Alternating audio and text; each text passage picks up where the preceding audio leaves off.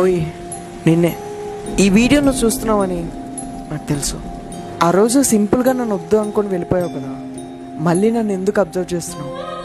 అసలు మళ్ళీ నా లైఫ్లోకి రావాలి, నాతో మాట్లాడాలని ఎందుకు ట్రై చేస్తున్నావు? అయినా ఇంకేముంది నా దగ్గర నీకు ఇవ్వడానికి? నా మనశ్శాంతిని, ప్రశాంతతని దూరం చేసావు కదా. నిన్ను నాకు దూరం చేసావు, అంతెందుకు నన్నే నాకు లేకుండా దూరం చేసావు.